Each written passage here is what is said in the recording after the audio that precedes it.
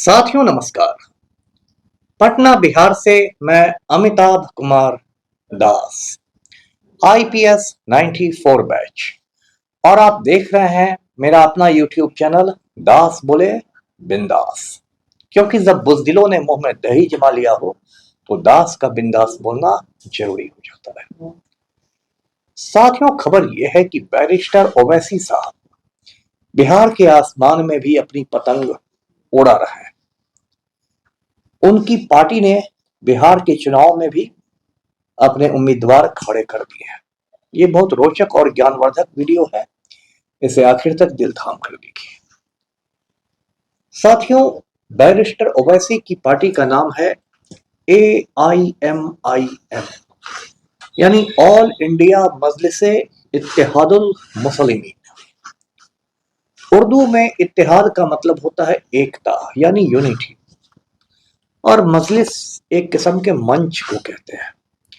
तो all India Majlise Ittehadul Muslimeen को आप हिंदी में कह सकते हैं अखिल भारतीय मुस्लिम एकता मंच। मजलिसे इत्तेहादुल मुस्लिमीन की बुनियाद सन 1927 में रखी गई थी, मतलब आज से लगभग 100 बरस पहले हैदराबाद में इसकी बुनियाद रखी गई, और इसकी बुनियाद रखने वाले थे नवाब बहादुर यार जंग। अब ये जो जंग लोग होते हैं ये हैदराबाद के एरिस्टोक्रेट्स होते हैं, मतलब अमीर लोग होते हैं। हिंदी में जिन्हें अभिजात्य वर्ग कहते हैं वो हैदराबाद में जो होते हैं उनका सरनेम होता है जंग।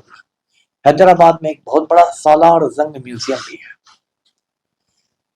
अब ये जो पार्टी थी मजलिसे इत्तेहादुल मुस्लिमीन, ये भारत का विभाजन चाहती थी, हिंदुस्तान का तकसीम चाहती थी। 15 अगस्त 1947 को हिंदुस्तान आजाद हुआ, लेकिन उस समय हैदराबाद हिंदुस्तान का हिस्सा नहीं था। हैदराबाद का जो निजाम था, जो दुनिया का सबसे अमीर आदमी माना जाता था, हैदराबाद के निजाम ने हिंदुस्तान में शामिल होने से इनकार कर दिया था। इसके कुछ वक्त बाद हिंदुस्तानी फौज गई हैदराबाद में। उस मिलिट्री एक्शन का नाम ऑपरेशन पोलो था, और हिंदुस्तान की फौज के आगे निजाम की फौज ने सरेंडर कर दिया और हैदराबाद को भी हिंदुस्तान का हिस्सा बना लिया गया। इसके कुछ वक्त बाद, कुछ साल बाद ही मजलिसे इत्तेहादुल मुस्लिमीन के नाम के आगे ऑल इंडिया जोड़ दिया गया, और उसके बाद ये पार्टी एक तरह से राष्ट्र की मुख्य धारा में, हिंदुस्तान के जो पॉलिटिकल मेन स्ट्रीम था उसमें शामिल हो गई।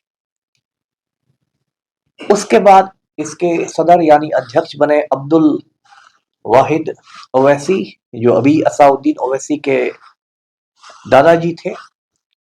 उसके बाद सुल्तान सलाहुद्दीन ओवैसी बहुत समय तक इस पार्टी के अध्यक्ष रहे, सदर रहे। और जब सुल्तान सलाहुद्दीन ओवैसी का इंतकाल हो गया, उनकी मौत हो गई, तो उनके बेटे असाउद्दीन ओवैसी AIMIM के अध्यक्ष बने हैं, सदर बने हैं। अब ये जो पार्टी है AIMIM, ये मुख्य रूप से हैदराबाद की, और उसमें भी पुराना हैदराबाद की पार्टी है।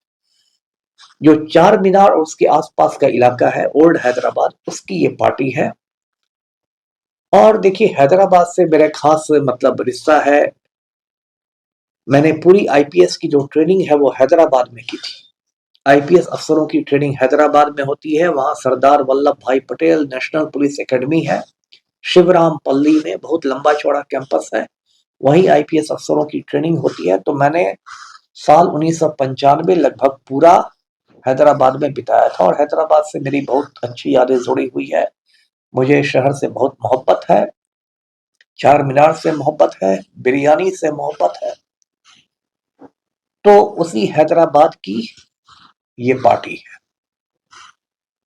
तो ऐसा है कि सुल्तान सलाहुद्दीन ओवैसी के जमाने तक ये पार्टी हैदराबाद तक ही महदूद थी, वहीं तक लिमिटेड थी।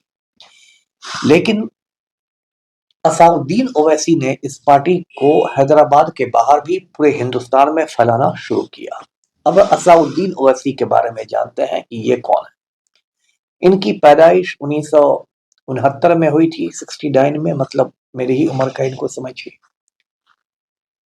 और इन्होंने पढ़ाई लिखाई की थी हैदराबाद पब्लिक स्कूल बेगमपेट में।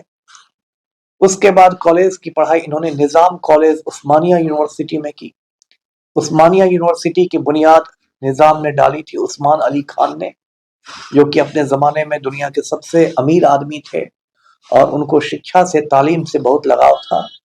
तो उन्होंने उस्मानिया यूनिवर्सिटी बनाई थी। उसी के निजाम कॉलेज में असाउद्दीन ओवैसी ने तालीम हासिल की, ग्रेजुएशन किया। उसके बाद ये वकालत की पढ़ाई करने के लिए लंदन चले गए और लंदन में लिंकन्स इन है, एक बहुत प्रेस्टिजियस वो जगह है, वहां से इन्होंने वकालत की पढ़ाई की। उसके बाद लोग इनको बैरिस्टर ओवैसी के नाम से जानने लगे। ऐसे इनको कुछ लोग असद भाई भी कहते हैं। अब जैसा कि मैंने बताया कि बैरिस्टर ओवैसी ने AIMIM को अखिल भारतीय विस्तार देना शुरू किया, पूरे देश में फैलाना शुरू किया, अलग अलग राज्यों में, अलग अलग सूबों में इन्होंने चुनाव लड़ना शुरू किया। अब इनकी नजर बिहार पर भी पड़ी। तो 2020 के चुनाव में, यानी पिछले वाले जो चुनाव थे 5 बरस पहले के, उसमें AIMIM ने 5 सीटें बिहार में जीती, यानी इसके 5 विधायक हुए, 5 MLA। लेकिन तेजस्वी यादव ने इनकी पार्टी तोड़ दी और खुद गाड़ी चला के तेजस्वी यादव ने इनकी पार्टी के 4 विधायकों को RJD में शामिल करा लिया।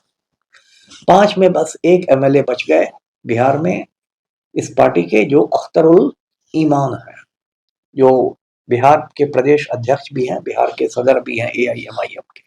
बाकी सारे लोग राष्ट्रीय जनता दल में चले गए। अब इस बार अभी जो चुनाव हो रहे हैं, एक चरण हो चुका 6 तारीख को, दूसरा चरण कल होगा 11 को। इसमें भी 2 दर्जन के आसपास उम्मीदवार AIMIM ने खड़े किए हैं बिहार में। इसमें जो ज्यादातर उम्मीदवार तो मुस्लिम है, लेकिन 2-3 हिंदुओं को भी खड़ा किया गया है। और जैसे ढाका से जो उम्मीदवार हैं राणा रंजीत, वो हिंदू हैं, गैर मुस्लिम वो है। और फिर आपको सिकंदरा सुरक्षित सीट है, सिकंदरा रिजर्व सीट, वहां से मनोज कुमार दास को खड़ा किया गया है। तो खैर ये अच्छी बात है कि सिर्फ मुसलमानों तक नहीं रुके हुए हैं बैरिस्टर ओवैसी, सबको साथ लेकर चलने की कोशिश कर रहे हैं, इसका स्वागत होना चाहिए। अब AIMIM की खास नजर बिहार के सीमांचल इलाके पर रहती है। इसकी क्या वजह है? तो बिहार का जो सीमांचल इलाका है, उसकी सीमा नेपाल, बंगाल सबसे सटी हुई है, इसलिए सीमांचल कहलाता है। और उसमें 4 जिले आते हैं बिहार के, किशनगंज, अररिया, पूर्णिया और कटिहार। पहले ये सब एक ही जिला था पूर्णिया, अब लेकिन कट के 4 जिले बन गए हैं। और सीमांचल के किसानों के बारे में, वहां की ग्रामीण जीवन को जानना चाहें तो फणेश्वर नाथ रेणु का उपन्यास है मैला आंचल, उसको पढ़ना बहुत जरूरी है। और सीमांचल में मैं किशनगंज जिले का SP रह चुका हूँ, ये बात सन 2000 से 2001 तक की है। उन दिनों किशनगंज में तस्लीमुद्दीन की बड़ी गुंडागर्दी चलती थी। तस्लीमुद्दीन बिहार सरकार में मिनिस्टर हुआ करता था, भवन निर्माण मंत्री, और लालू यादव उसको चचा चचा कहता था। तो तस्लीमुद्दीन की बहुत, वहां पर आप कह सकते हैं, भौकाल बहुत टाइट था। और मैंने तस्लीमुद्दीन के गुंडों को खदेड़ना शुरू किया जब मैं SP किशनगंज था।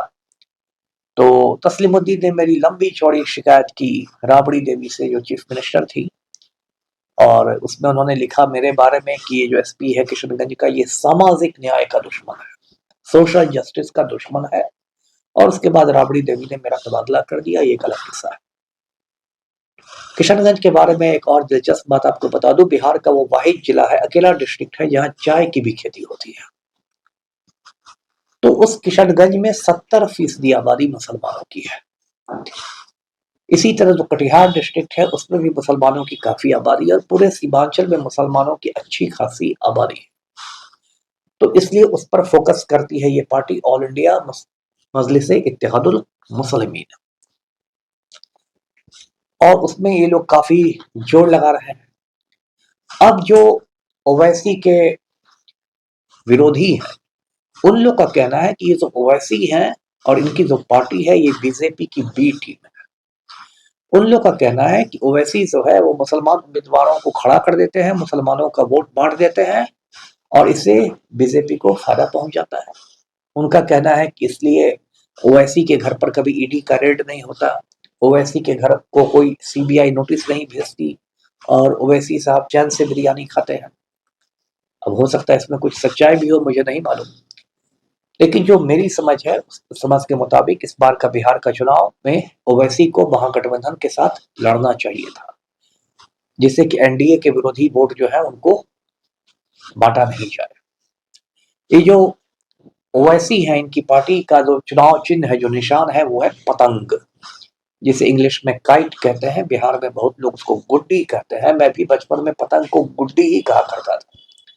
अब ये जो पतंग उड़ाना है, ये भी एक हुनर का काम है कि आपका मांझा कैसा हो, उसमें आपने कितना शीशा पीस के लगाया हो अपने मांझा में, पतंग की डोर में, आपकी चरखी कैसे हो, जिसको बिहार में लटाई कहते हैं, चरखी कैसे हो, आप कितना ढील दे सके, किस तरह दुश्मन की पतंग काट सके, ये भी एक हुनर है। यही बात सियासी पतंगबाजी पर भी लागू होती है, वो भी एक हुनर है। अब सीमांचल वाले सीटों में कल यानी 11 नवंबर को वोट डाले जाएंगे, सबकी नजरें हैं। देखिए, बिहार का जो मुसलमान वोट बैंक है उस पर बहुतों का दावा रहता है। कांग्रेस का तो दावा रहता ही है, कांग्रेस को तो परंपरागत रूप से मुसलमान वोट देते रहे।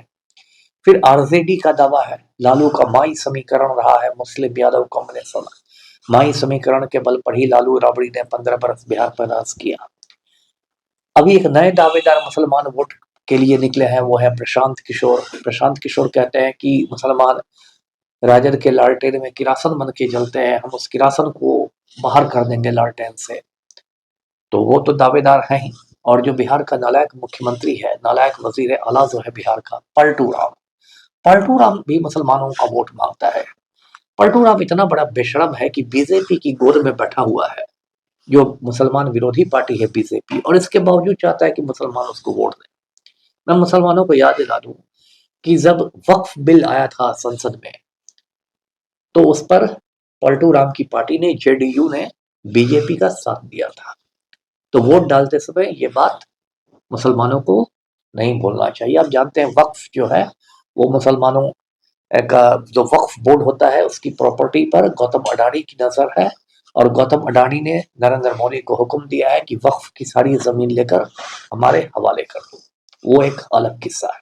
लेकिन मैं मुसलमानों को याद दिला रहा हूँ कि बीजेपी की गोद में बैठा पलटू राम कभी धर्मनिरपेक्ष नहीं हो सकता। ये मुसलमानों का बहुत बड़ा दुश्मन है। तो साथियों, 14 तारीख को बिहार के नतीजे भी आएंगे। अगर बिहार में त्रिशंकु विधानसभा बनती है, मतलब किसी भी दल या गठबंधन को नहीं बहुमत मिलता है, मेजोरिटी नहीं मिलता है, तो हो सकता है अपने बैरिस्टर ओवैसी साहब 3-4 विधायकों के साथ भी बिल्कुल किंग मेकर की भूमिका में आ जाए। तो ये 14 तारीख को देखना दिलचस्प रहेगा। वीडियो को लाइक करें, शेयर करें, चैनल को सब्सक्राइब कीजिए। धन्यवाद। जय हिंद।